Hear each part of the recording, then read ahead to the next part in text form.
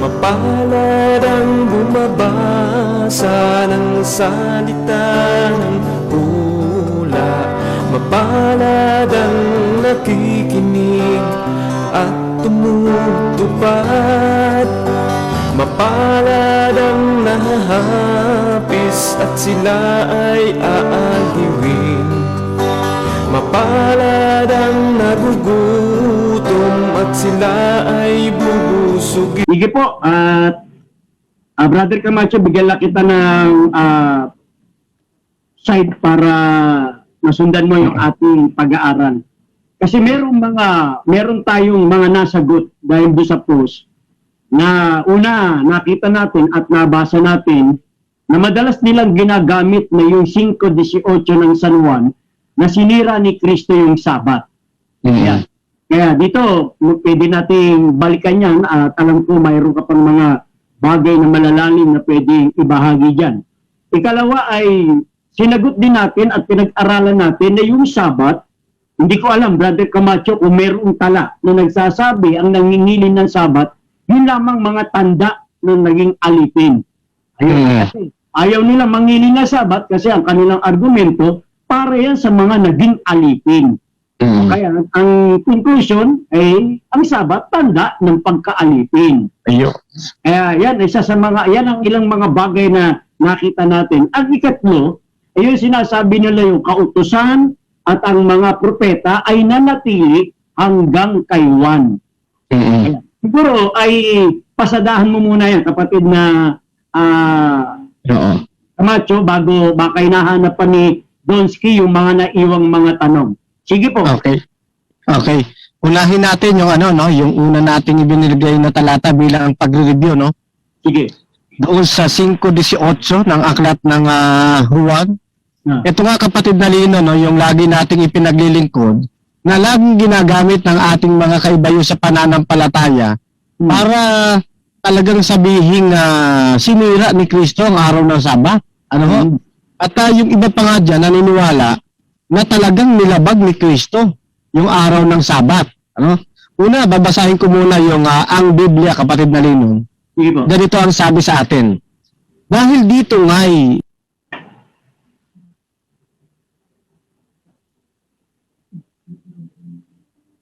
hindi lamang sinira ang araw ng Sabat, kundi tinawag din naman na kanyang sariling ama ang Diyos, na siya'y nakikipantay sa Diyos. So dito maliwanag nakalagay, sinira ang araw ng Sabat. Sino sumira? Ang ating Panginoong Jesus anila. Sa saling ang Biblia, ganito naman nakalagay.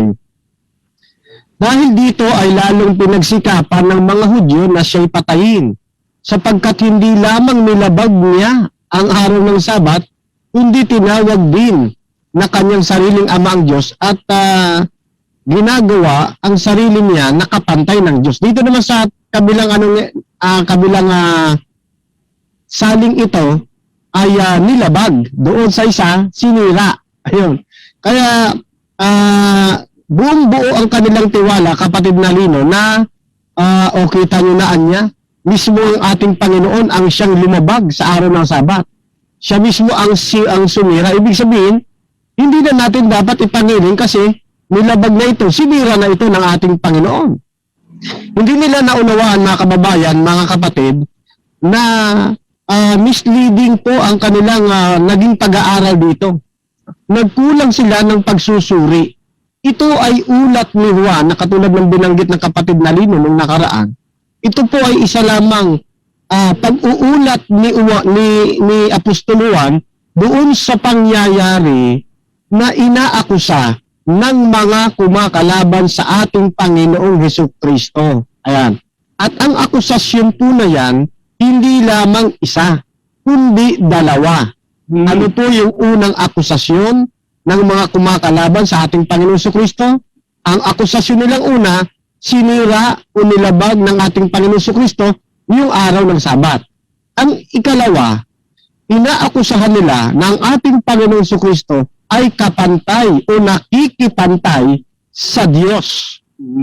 Ngayon, kapuna-puna mga kaibigan, karamihan sa mga naniniwala na ang ating Panginoon ay tunay na kapantay ng Diyos, ang sinisipi lang nila yung unang pagbibintang.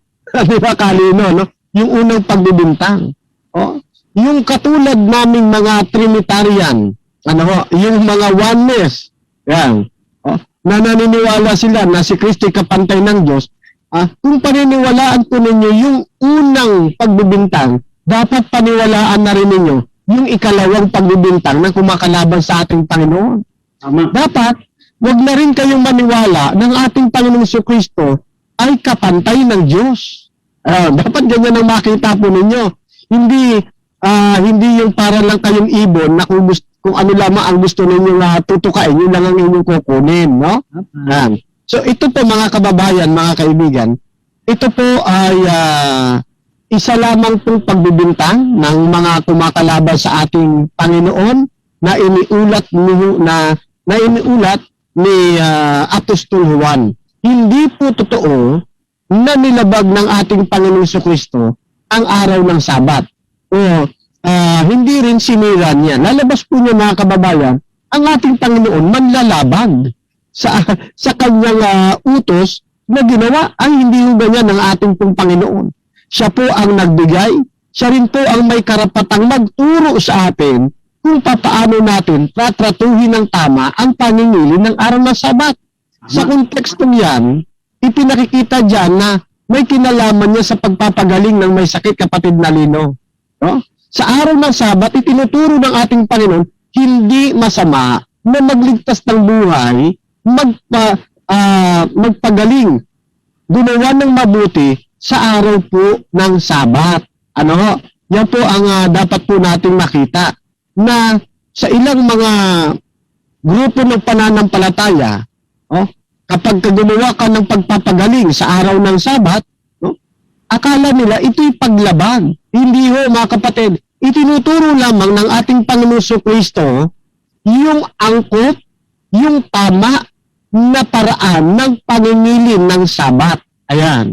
Marahil kung merong nilabag ang ating Panginoon, hindi yung kabanalan, hindi yung pangingilin, kundi yung sistema ng mga tao sa kanilang pangingilin. Marahil ay yun. Pero dito sa talatang pamaliwanag na wala pong nilabag, yan ay isa lamang pagbibintang. Kaya nga sabi ng Marcos 2:27, bago ko ibigay kay Kalino, napakaliwanag na sinasabi sa atin, itinakda ang araw ng pamamahinga para sa kabutihan ng tao. Hindi nilikha ang tao para sa araw ng Sabat. Pansinin po ninyo, no? Yung mga term na itinakda ang araw ng Sabat para sa kabutihan ng tao. Pansinin niyo, ito pala'y para sa kabutihan ng tao. Bakit naman sisirain ng Diyos? Para sa kabutihan ng tao. Nakikita po ninyo, hindi sisirain ng ating Panginoon yung bagay na makabubuti sa tao. Ayan. Kaya, dito mga kapatid, sa isang commentary, ito ho ay hindi namin commentary, Yan, ito, pinapakita ko sa inyo. Komentary ito ng ibang pananampalataya. Ganito ang ating mababasa sa pages o sa mga pahina 562 hanggang 563. Ang Diyos ay tinawag ni Jesus na Ama ko dahil dito lalong nagalit ang mga Hudyo. Alam nilang inaangkin ni Jesus ang Diyos bilang kanyang Ama. Ibig sabihin kapareho ng kalikasan ng Diyos ang kanyang kalikasan. Alam nilang ipinapantay ni Jesus sa Diyos ang kanyang sarili. Para sa mga Hudyo, ito'y walang katulad na pamumusong o paglapastangan sa Diyos. Sa isipan nila, ang ginawang iyon ni Jesus ay isang malaking insulto sa iisang tunay na Diyos. Ang mga Hudyo'y naniniwala sa iisang Diyos, Diyos na walang kapantay. At ayon sa kautusan ng mga Hudyo, kamatayan ang katumbas ng pamumusong. Kaya lalo pang pinagsikapan ng mga Hudyo, patayin siya. Ngunit ipinakita ni Jesus sa mga Hudyo na talagang kapantay siya ng Diyos. Hindi totoo ang ibinibintang nila sa Kanya. Bintang lang ho talaga mga kapatid at mga kaibigan. At kung ilalapat naman natin ito, kasi yung pinuna lamang dito ni Tomasin, yung ikalawang bahagi. kasi Sunday keeper din ito, kapatid na Lino eh. Kaya hindi rin niya kinuha yung una eh. Pero pinakikita rito, kaya ako binasa kanino, na alam niya na yung ikalawang bahagi na sinasabi ni Kristo na ama niya ang Diyos, ipakikipantay yun. Ano? So, same procedure sa araw din po ng Sabat. Yan din ay isang pagbibintang, kapatid na Lino. No? Actually, marami yan eh. Doon sa 7:20, sabi ng mga tumutulig sa, meron kang demonyo. Sabi naman sa 3:21 ng Marcos, sira ang bait ng ating Panginoong Kristo. Kung paniniwalaan natin, mga kapatid, yung mga bintang ng mga pariseo ito, paniwalaan mo na rin na mayroong demonyo ang ating Panginoong Kristo. Nasira ang bait ng ating Panginoong Kristo.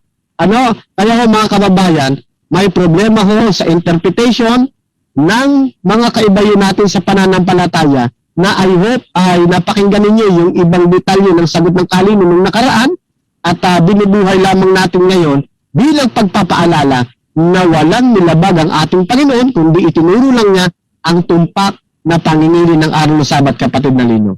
Thank you, kapatid na Camacho. Ayan, siguro ay nasubaybayan yung ating programa ng ating mga kaibigan. Kaya ito po yung ating muling pinasadaan sapagkat ako'y naniniwala dahil ito po ay lalaganap at ito po ay makakarating sa iba't ibang tao para mapakinggan ang ganitong pangangatwiran.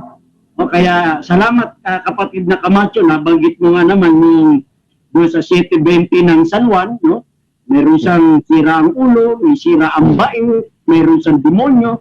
Sana kung tinatanggap nila itong nasa 5:18 gaya ng iyong payag, ay dapat tanggapin din nila yung mga sinabi ng mga Hudyo. Ayun, ang isa sa gusto natin imulat isa rito, kapatid na Camacho, una ayaw nila ng Sabat eh. Ayaw nila ng Sabat. Dahil ang katwiran nila, ito'y para sa Hudyo. Bakit naman itong mga Hudyo na sinabi ni Kristo ang Sabat, pinaayunan nila ngayon yung tungkol dito sa sinabi ng mga Hudyo na sinira ni Kristo ang Sabat. Samantalang ayaw nila sa Hudyo. Bakit? Kasi yung Sabat pinasabi nila para sa Hudyo. Bakit naman ito ang gusto nila dahil sa Hudyo? Di sa mahalata naman natin at sana mahalata naman nila na yung kanilang sinasang-ayunan hindi yung sinasabi ni Kristo, kundi yung paratang ng mga Hudyo. Ito ay kanilang sinusundan. Pagkapabor ang pananalita ng mga Hudyo, tinatanggap nila yung sinasabi ng Hudyo. Sabi ng Hudyo sinira ni Kristo ang Sabat. May pabor sila rito. Bakit sila pabor? Kasi nga, ayaw nila ng Sabat dahil ito'y sa Hudyo. Pero nasabihin ng mga Hudyo na sinira ni Kristo ang Sabat, ay tuwang-tuwa naman sila. Gustong-gusto nila. Diba? Kaya mahalata natin kung sino ba talaga kanila paniniwalaan. Pero yung Kristo na nagputos na ipangingin ang Sabat sa Exodus 20, tapos na rin ang lalabas na lalabag, ba yung lawmaker, lawbreaker. Ganun ang mangyayari. Ang labo, no? Kapatid na Camacho, baka yung Kristo na kinikilala nila, manlalabag. Pero Kristo natin, masunurin. Yan, ibang Jesus yan. Yan yung binabanggit kanino na sa Biblia na mayroong ibang Jesus. Yung manlalabag. Ayun nga di ba? Kaya tayo naniniwala, may sinusundan nating Kristo, yung Kristong masunurin, hindi Kristong manlalabag. Kaya nga naidiin nyo kanina, kapatid na Camacho, alang-alang dito sa mga bagong nagbubukas ng kanilang cellphone, ng kanilang messenger, kung totoo to, sabi ninyo, hindi ito totoo, ito'y paratang. Kung totoo ito, dapat sana nung iharap ito kay Anas, kay Caiphas, kay Herodes, kay Pilato, dapat sana isinuplong nila na ito'y manlalabag sa Sabat. Tama. Hindi ito ang kanilang sinabi. Ilang beses ba siniyasat ni Pilato? Ang tanong nga ni Pilato ano ang dahilan? Bakit nyo dinala rito yan? Sa John 18:28. Sabi ng mga Hudyo, kung hindi mong gagawa ng masama yan, dadalhin ba namin sa harap mo? Siniyasat ni Pilato. Kaya sa chapter 19 ng John, sabi ni Pilato, wala pong nasumpungang kasalanan dyan. Sabi ng mga Hudyo, ganito, nais kong ulitin itong talata ito, kapatid na Camacho. Sige dito po. Sa 19, talatang 4. Ayan. At si Pilato ay lumabas na muli at sa kanila'y sinabi, narito siya'y inilabas ko sa inyo upang inyong matalastas na wala akong nasumpungang anumang kasalanan sa kanya. Ayun. Ngayon, nasabihin nito ni Pilato, sabi sumagot ang mga Hudyo. Dito na sa talatang 7. Nagsisagot sa kanya ang mga Hudyo, kami mayroong isang kautusan. Ayon sa kautusan yan, ay nararapat siyang mamatay sapagkat nagpapanggap na anak ng Diyos. Nakandang isinuplong. Dapat sana sinabi nila kay Pilato, ay dapat yung ipako sa krus yan. Ay sasabihin ni Pilato, bakit ano kasamaan? Dahil sinira niya yung Sabat. Dapat ganun ba't hindi ganun na sinabi ng mga Hudyo? Ayun, kaya dito maliwanag, napahayag ninyo kanina, ito'y paratang, ito'y akusasyon ng mga Hudyo. Madaling sabi, hindi totoo na sinira ni Kristo ang Sabat. Paratang yan ng mga Hudyo. Kapatid na kapatid. Ayun. Bilang karagdagan pa, kapatid na rin, no? Para sa kaunawaan po ng ating mga kababayan, pansinin niyo itong talatang babasahin ko. Wala na ng ating Panginoong Kristo nito, umakyat na siya sa langit. At ang naiiwan na lamang yung mga alagad. Pero pansinin po ninyo, kung talagang nawala na ang Sabat, dapat wala nang ganitong pagpapahayag. Hebreo 4:9. Pansinin po ninyo. Babasahin ko yung Lamsa version. Ganito ang sabi sa atin. It is therefore the duty of the people of God. Kanino daw pong duty? Sa people of God. Ulitin ko lamang ho ang pagkakabasa. It is therefore the duty of the people of God to keep the Sabbath. O pansinin po ninyo, kung sinira na talaga, kung totoong sinira na, hindi na sasabihin to ni Apostol Pablo sa aklat ng mga Hebreo na ang duty o ng mga lingkod ng Diyos, ng bayan ng Diyos, to keep o ipangilin ang araw ng Sabat. Ano ho? Alin bang Sabat ang binabanggit na yan? Di yung Sabat po na ipinangingili nila na iniutos doon sa lumang tipan pa. O kaya nga isinalin ni Juan Trinidad dito na ganito. Sa katunayan, may isa pang araw ng Sabado ng pamamahinga na nakalaan sa bayan ng Diyos. O, isipin po ninyo, kung wala na, kung sinira na, kung inalis na, bakit sinasabi ni Apostol Pablo na dapat pang sundin, no? Na ito pala duty ng bayan ng Diyos na ipangilin ng araw ng Sabat o yung araw ng Sabado sa ating kapanahon ng kapatid na Lino. Napakaliwanag na yan, mga kababayan. Huwag na ninyong isipin na sinira talaga. Ang manapanggawin natin, ipangilin natin sapagkat ito'y para sa bayan ng Diyos, kapatid na Lino. Yan. Okay, thank you po. Ayan, mga kapatid, siguro po, ayan, nasusubaybayan ninyo yung ating pong sagot doon sa mga nababasa natin at napapanood natin sa Facebook. Kaya ito, nililinaw sa atin, na kahit na doon sa Hebrew 4, ay talaga nga naman para yan sa bayan ng Diyos. Kaya kung gusto nyo mapabilang sa bayan ng Diyos, huwag nyo ituturong isinira ni Kristo yung Sabat. Huwag nyo ituturo na pinawi na ang Sabat. Huwag nyo ituturo na ipinako na ang Sabat. Kasi malinis kayo sa 4:9 ng Hebrew. Kaya kung gusto po ninyong mapabilang sa bayan ng Diyos, ay simple lang po, ipangilin nyo yung Sabat. Kaya ayaw makakabilang sa bayan. Ang linaw Diba? May natitira pang araw ng Sabado kanino? Sa bayan ng Diyos. Kaya yung tinutukoy ng Diyos na bayan ng Diyos, yun yung may pangingili ng Sabat. O kaya pag hindi pangingin ang inyong Sabat, ay hindi kayo bayan ng Diyos. Ganun lang mo kasi yan. Tama. Sige po, yan. Sa mga nakikinig at sa mga nanonood, ganun po mag-isip-isip po tayo sa ating mga kaibigang nagsusuri.